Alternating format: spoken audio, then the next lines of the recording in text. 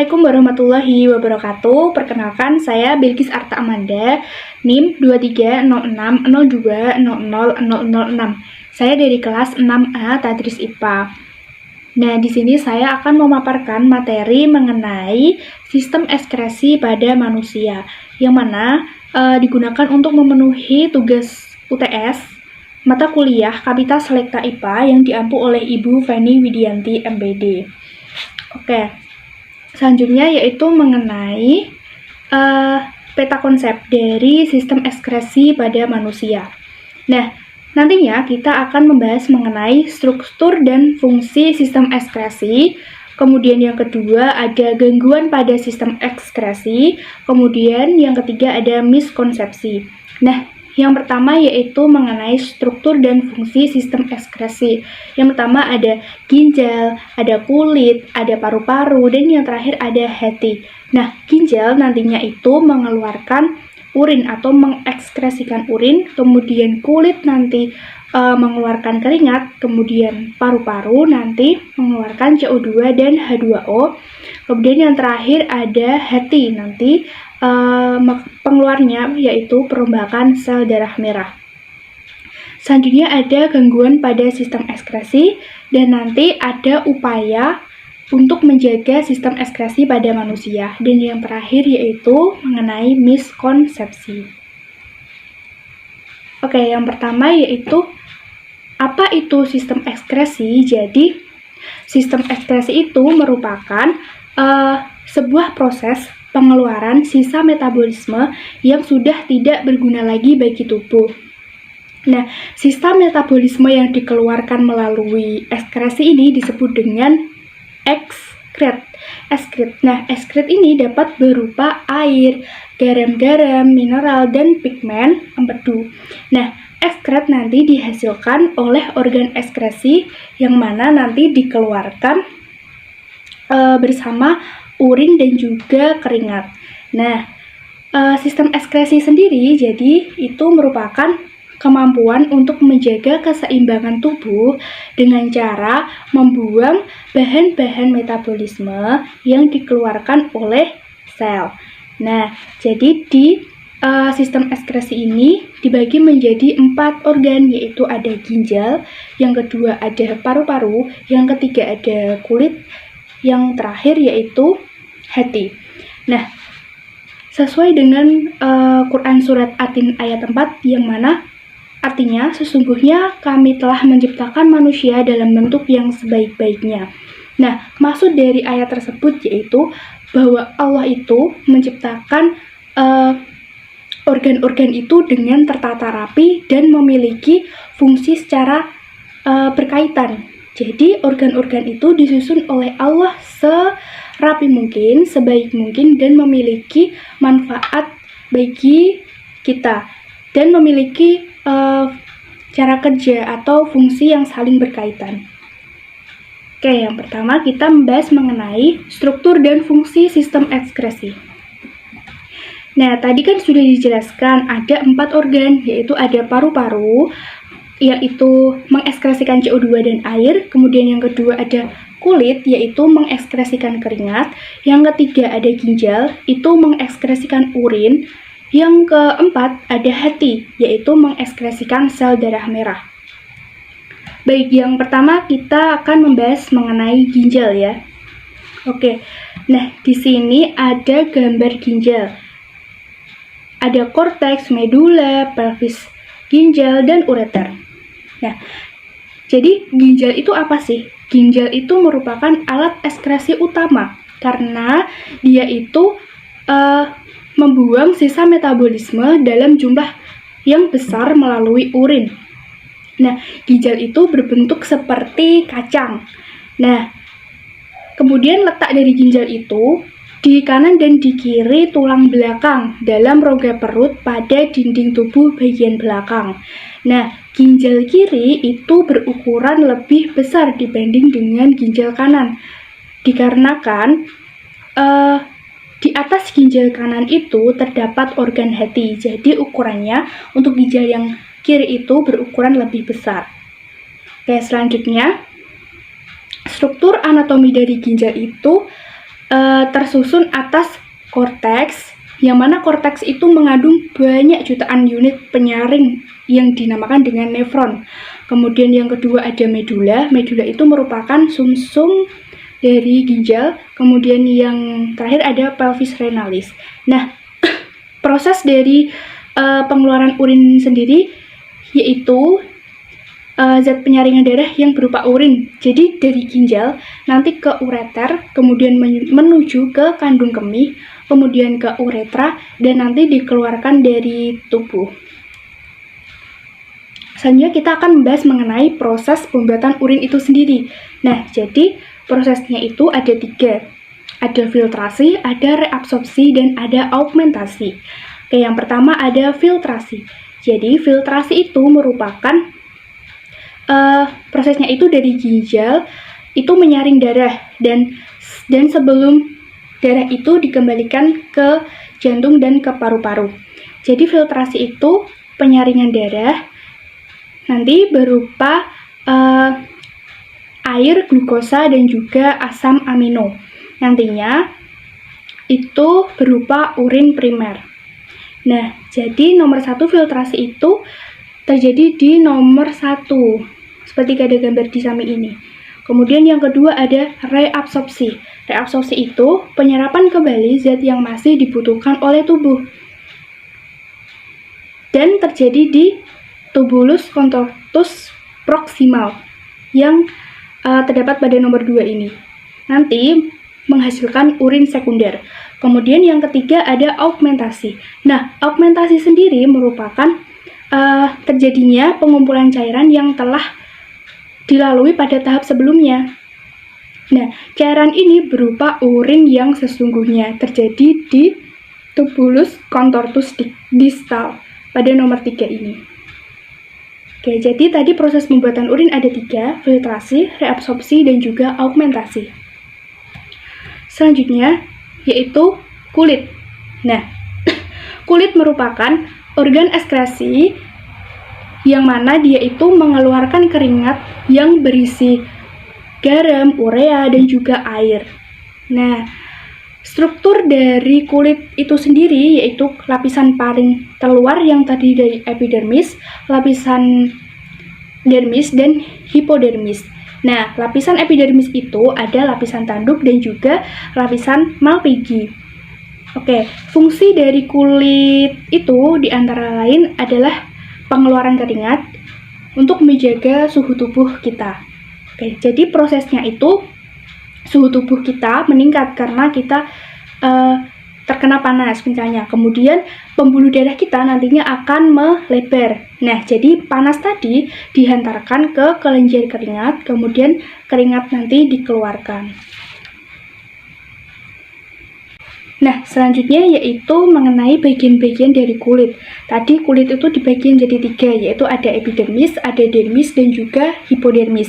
Nah, epidermis sendiri itu ada beberapa bagian. Yang pertama ada stratum corneum, yang mana berfungsi untuk menyerap air. Kemudian stratum lucidium itu berfungsi untuk meredam gesekan antara lapisan epidermis. Kemudian yang ketiga ada stratum granulosum yang berfungsi sebagai pembentuk sel-sel pelindung kulit.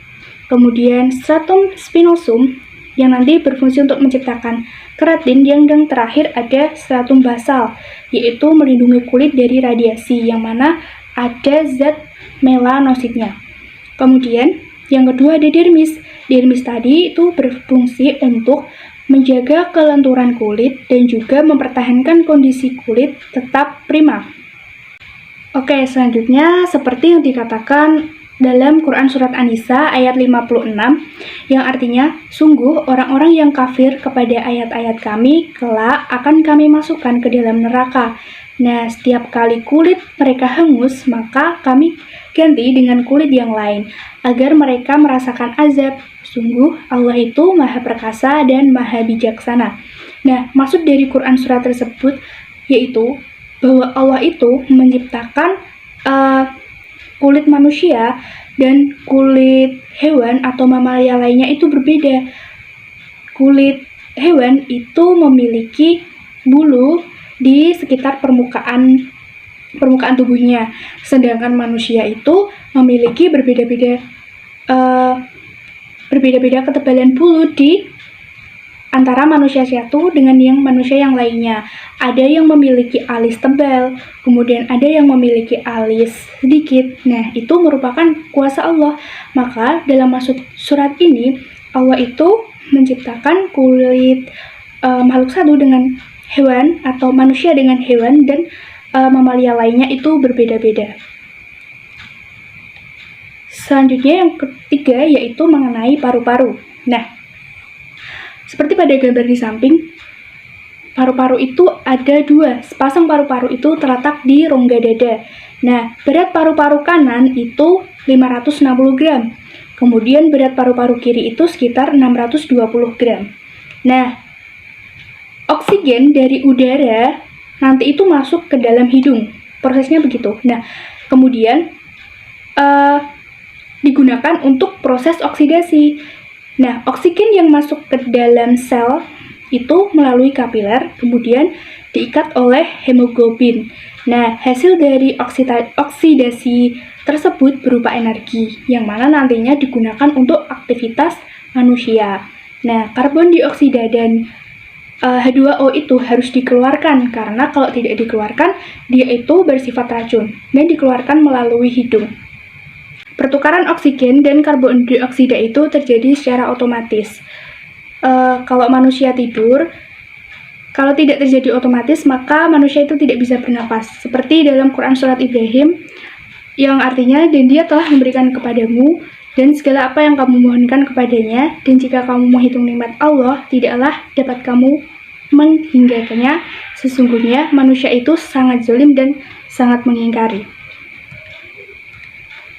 Selanjutnya yaitu mengenai struktur dari paru-paru. Pada gambar di sini terdapat trakea, bronkus, alveolus, pleura, dan lobus. Nah, trakea sendiri merupakan perantara antara laring dan bagian paru-paru lain. Seperti pada gambar di tengah ini, yaitu seperti gambar pipa. Nah, kemudian ada bronkus. Bronkus merupakan percabangan dari trakea. Di dalam bronkus ini, di dalamnya terdapat banyak sekali bronkiolus. Kemudian ada alveolus. Nah, alveolus ini merupakan tempat pertukaran antara oksigen dengan karbon dioksida. Kemudian selanjutnya ada pleura. Nah, pleura ini merupakan selaput yang membungkus paru-paru dan juga rongga dada. Dan yang terakhir yaitu ada lobus. Jadi lobus itu merupakan sekat. Jadi di paru-paru kanan itu memiliki 3 lobus, sedangkan paru-paru kiri memiliki 2 lobus. Yang keempat yaitu hati. Nah, hati merupakan organ yang memiliki kemampuan menetralisir racun dan juga getah empedu. Nah, letak dari hati itu terletak di rongga perut sebelah kanan di bawah diafragma. Nah, peran dari hati yaitu mengubah amonia menjadi urea yang nantinya akan dibuang melalui kulit dan juga ginjal. Nah, hati ini merupakan tempat perombakan sel darah merah yang rusak menjadi empedu. Nah, kemudian empedu itu disimpan dalam kantong empedu yang dinamakan dengan bilirubin. Nah, bilirubin ini mengandung sel warna, yang mana nantinya memberi warna pada fases. Adapun fungsi dari hati, yang pertama yaitu tempat untuk menyimpan gula dalam bentuk glikogen. Kemudian yang kedua, itu menetralkan racun yang masuk ke dalam tubuh dan juga membunuh bibit penyakit. Kemudian yang ketiga, mengatur kadar gula dalam darah. Yang keempat itu tempat pengubahan provitamin A menjadi vitamin A. Kemudian menghasilkan empedu yang berguna untuk mengemulsikan lemak. Dan yang terakhir yaitu menguraikan molekul hemoglobin tua. Dan selanjutnya yaitu mengenai gangguan pada sistem ekskresi. Yang pertama, gangguan pada ginjal, yaitu albuminari. Gangguan pada ginjal, yang pertama yaitu albuminuria. Nah, albuminuria merupakan kerusakan pada glomerulus saat filtrasi. Nah, sehingga dalam urin kita itu terdapat protein. Albuminuria ini terjadi karena seringnya kita mengonsumsi banyak protein, kalsium, dan vitamin C yang berlebih. Jadi glomerulus ini bekerja sangat berat karena banyaknya kita mengonsumsi zat-zat tersebut.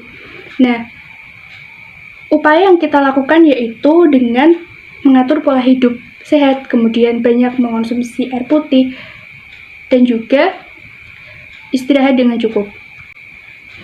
Penyakit yang kedua yaitu hematuria, adanya sel darah merah pada urin. Nah, sebab adanya penyakit pada saluran kemih akibat adanya gesekan pada batu ginjal atau infeksi pada saluran kemih kita. Nah, upaya terhindar dari penyakit hematuria ini yaitu segeralah buang air besar dan jangan ditunda. Dan juga membersihkan area tersebut dari arah depan ke belakang untuk menghindari masuknya bakteri. Yang terakhir yaitu kanker ginjal, pertumbuhan pada sel ginjal yang tidak terkendali. Nah, menyebabkan urin itu keluar bersama darah atau urin kita dapat darah. Selanjutnya yaitu dapat merusak ginjal dan mempengaruhi kerja organ lainnya. Nah, upaya yang bisa kita lakukan untuk terhindar dari kanker ginjal yaitu menghindari penggunaan bahan-bahan kimia yang bersifat karsinogenik atau zat yang dapat memicu timbulnya sel kanker. Yang kedua, gangguan pada kulit. Yang pertama yaitu ada jerawat. Nah, jerawat itu merupakan penyumbatan dan peradangan pada kelenjar minyak. Nah, terlalu banyak mengonsumsi makanan berlemak itu dapat menimbulkan jerawat dan juga penggunaan kosmetik yang berlebihan. Kemudian ada biang keringat. Biang keringat merupakan kelenjar keringat yang mana tersumbat oleh sel-sel kulit mati. Nah, keringat yang tersumbat tadi menyebabkan terjadinya biang keringat, yang mana timbul bintik-bintik kemerahan dan terasa gatal. Kemudian yang ketiga ada biduran. Nah, biduran ini disebabkan oleh udara dingin, alergi makanan, dan alergi bahan kimia. Biduran ini timbul seperti bentol-bentol yang besar yang tidak beraturan dan terasa gatal. Dan yang terakhir ada kanker kulit. Nah, kanker kulit sendiri merupakan penerimaan sinar ultraviolet yang berlebihan, yang mana ini menyerang orang dengan pigmen kulit putih atau terang. Jadi, orang yang berkulit putih itu lebih sensitif terhadap sinar matahari. Yang ketiga yaitu gangguan pada paru-paru. Yang pertama ada asma. Nah, asma ini disebabkan oleh bronkospasme, yang mana ketika otot-otot lapisan saluran udara atau bronkus di organ paru itu mengalami kejang atau kontraksi sehingga mengencang. Jadi dapat menyebabkan asma. Kemudian yang kedua ada tuberkulosis atau TBC. Nah, disebabkan oleh bakteri Myxobacterium tuberculosis. Nah, bakteri ini dapat menyerang paru-paru sehingga pada bagian dalam alveolus itu terdapat bintil-bintil. Nah, yang terakhir ada pneumonia. Pneumonia disebabkan oleh bakteri, virus atau jamur yang menginfeksi paru-paru khususnya pada alveolus. Nah, disebabkan karena oksigen tidak dapat masuk karena alveolus itu sudah dipenuhi oleh banyak cairan. Yang terakhir gangguan pada hati, ada hepatitis dan juga penyakit kuning. Yang pertama yaitu hepatitis. Nah, hepatitis itu merupakan radang hati yang disebabkan oleh virus hepatitis A dan juga hepatitis B. Nah, pencegahannya ini dilakukan dengan vaksinasi. Kemudian yang kedua ada penyakit kuning. Penyakit kuning merupakan tersumbatnya saluran empedu yang mengakibatkan cairan empedu tidak dapat dialirkan ke usus 12 jari, sehingga cairan ini akan masuk ke dalam darah dan warna darah menjadi kuning. Nah, apa saja sih upaya untuk menjaga sistem ekskresi? Yang pertama yaitu mengonsumsi air putih yang cukup, yaitu minimal 2 liter sehari. Kemudian yang kedua, mengatur pola makan yang seimbang. Yang ketiga, istirahat yang cukup dan rajin olahraga.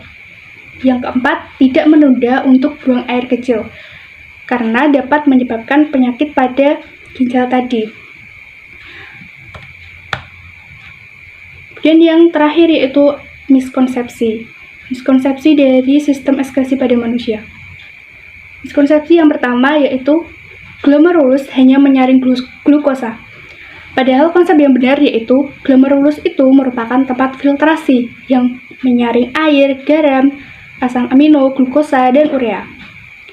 Yang kedua, pada bilirubin ada hemoglobin dan protein di hati.